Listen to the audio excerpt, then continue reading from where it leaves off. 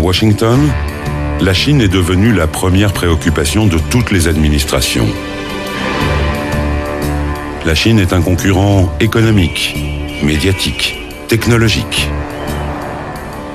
L'hégémonie mondiale ne se mesure plus au nombre de têtes nucléaires.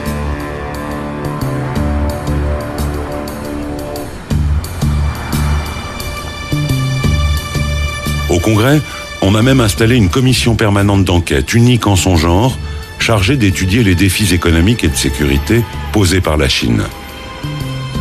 L'URSS n'avait pas eu droit à autant d'attention du temps de la guerre froide.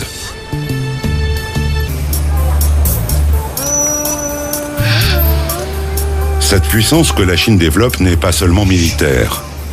Le régime a compris qu'il devait utiliser chaque citoyen, chaque entreprise, chaque organisation dans sa confrontation avec les États-Unis. Une course à l'armement n'aurait pas de sens contre Washington. C'est une guerre pour l'énergie, les médias, la culture, les matières premières.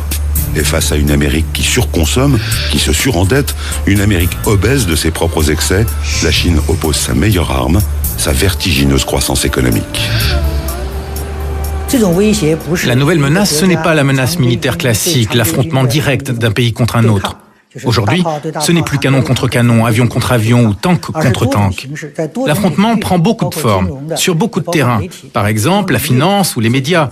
Il peut y avoir des attaques dans tous ces domaines.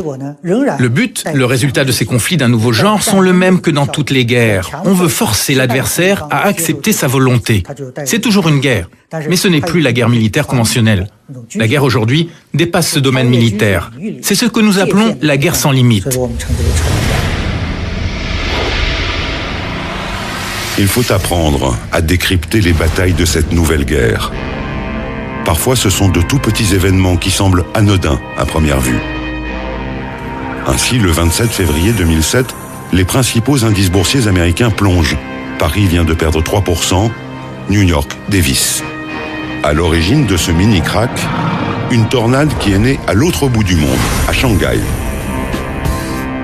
La bourse de la ville vient subitement, sans raison, de perdre 9%.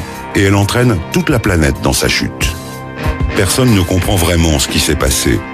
Mais à New York, on médite la leçon.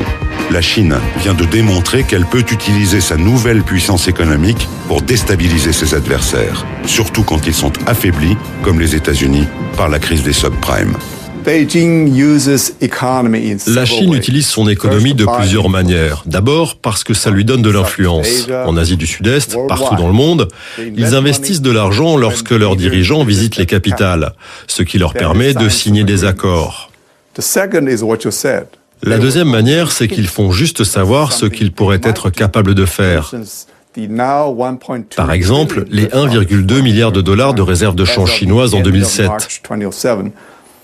40% de cette somme sont investis dans des bons du Trésor américain. Si Pékin décidait de transférer ces investissements en euros, ça serait très douloureux pour les États-Unis. Mais Pékin n'a pas besoin de le dire. Il a juste besoin que ça se sache. Et à Washington, on ressent une grosse migraine.